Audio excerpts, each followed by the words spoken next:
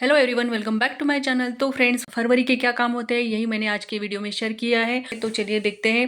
फरवरी में सबसे पहला काम होता है कि आपको अगर रिपोर्टिंग करना है तो रिपोर्टिंग कर सकते हैं। ये मेरा चांदी का प्लांट है जिसे स्वस्तिक का प्लांट भी कहा जाता है। इस तरह से व्हाइट कलर के स्वस्तिक के फूल आते हैं इसमें। ये प्लांट मैंने खुद कटिंग से ग्रो किया है 5 साल पहले, और ये अच्छा खासा 7-8 फुट लंबा हो गया था। लेकिन इसकी जो ब्रांचेस थी वो काफी पतली थी, तो जब भी हवा आती थी तो बहुत इसको सपोर्ट की जरूरत पड़ती थी। बहुत इसकी ब्रांचेस इधर उधर जाती थी, तो मैंने इसे हाफ कट कर दिया था 3 साल पहले। और मुझे इसे बुशी भी बनाना था, इस वजह से भी मैंने कट कर दिया।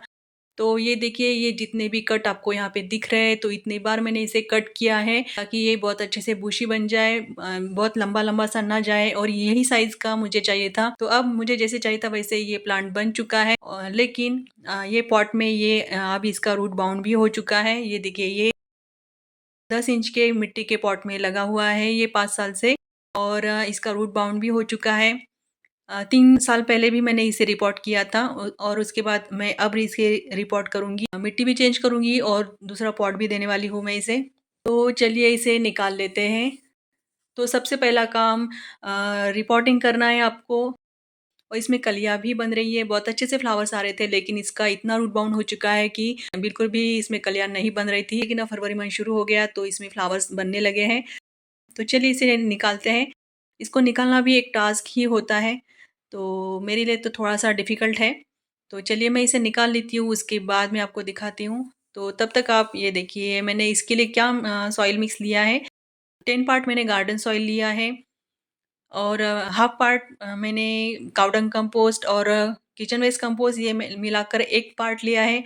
Cocopeat 1 part, rice husk 1 part, इस तरह से मैंने लिया है। इसमें कुछ 1 मुट्ठी मैंने नीम खली ली है, 1 मुट्ठी मैंने बोन मील लिया है, थोड़ी हल्दी, 1 चम्मच एप्सम सॉल्ट, कुछ डीएपी के दाने और कुछ माइक्रोन्यूट्रिएंट के दाने। इस तरह से मैंने ये सॉइल मिक्स इसके लिए बनाया है। तो इसी सॉइल मिक्स में मैं मेरे जो परमानेंट प्लांट है मैं लगाती हूँ।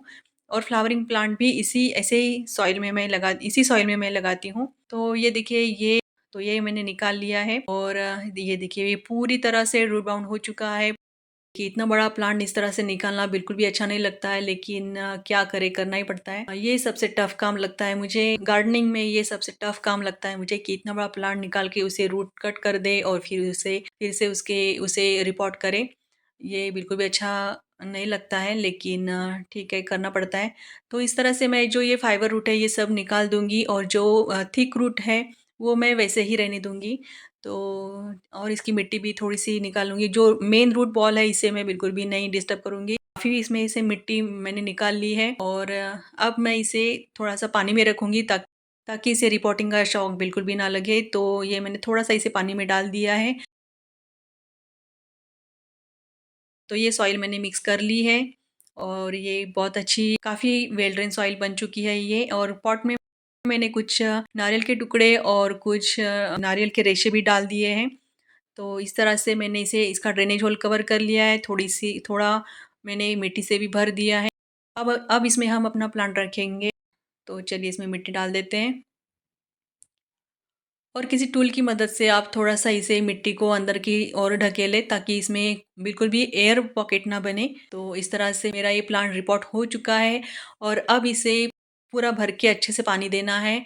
और इसे सबसे इम्पोर्टेंट बात, इसे रिपोर्टिंग के बाद आपको पूरी तरह से शेड एरिया में ही रखना है 8 दिन तक, क्योंकि हमने इसे बहुत ज़्यादा डिस्टर्ब किया है। तो इसे शॉक से निकलने के लिए कम से कम 8 दिन तो आप इसे पूरी तरह से शेड एरिया में रखें। थोड़ा-सा ध्यान रखें इसकी तरफ।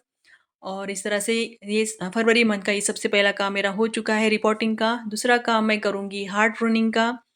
फरवरी मंथ का दूसरा काम है हार्ड प्रूनिंग का। तो ये देखिए, ये मेरा कोलियस का प्लांट है, इसका वीडियो भी मेरे चैनल पे अपलोडेड है। तो ये प्लांट में एक जो ब्रांच है वो काफ़ी लंबी सी जा रही है, और वो उड़ी सी भी हो चुकी है। इसकी ब्रांच उड़ी सी हो जाती है तो ये प्लांट खत्म होने को आता है।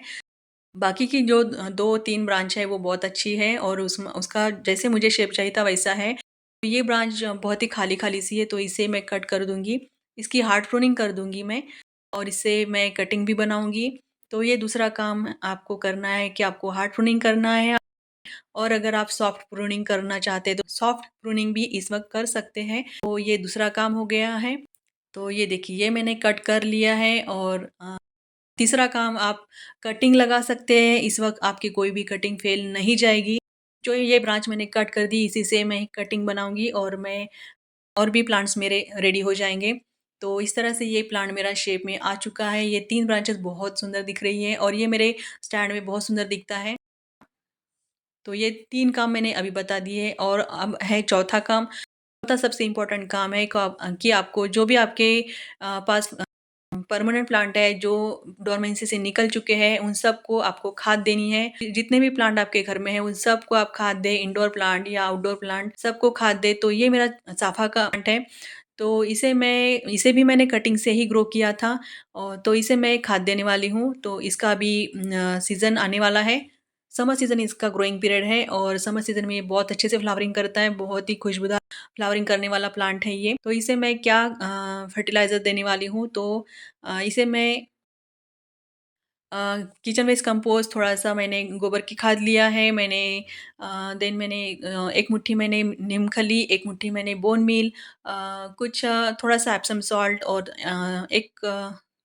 थोड़ी-सी हल्दी और थोड़े माइक्रोन्यूट्रिएंट के दाने और डीएपी के दाने। इस तरह से मैंने ये ड्राई फर्टिलाइज़र तैयार किया है और ये मैं इसे दूँगी।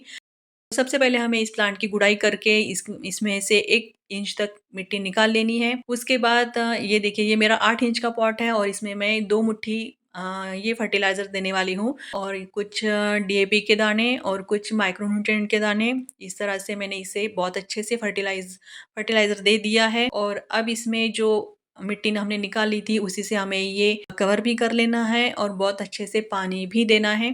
तो चौथा सबसे इम्पोर्टेंट काम है कि आप अपने घर के सारे प्लांट्स को फर्टिलाइज़र दे दें। तो ये सबसे इम्पोर्टेंट काम होता है। तो ये 3-4 काम जो होते हैं बहुत ज़रूरी होते हैं फरवरी मंथ में हमारे गार्डनिंग में जो करने होते हैं। सबसे पहले तो आप फर्टिलाइज़र दे दें, दूसरा आप हार्ड प्रूनिंग कर दें और तीसरा आप रिपोर्टिंग कर दें।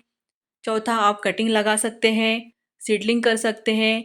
तो और भी काम होते हैं लेकिन इसमें जो सबसे ज़्यादा इम्पोर्टेंट काम है वो मैंने इसमें ऐड किए हैं। और आज का वीडियो आपको इन्फॉर्मेटिव लगा हो तो एक लाइक तो बनता है। Thanks for watching.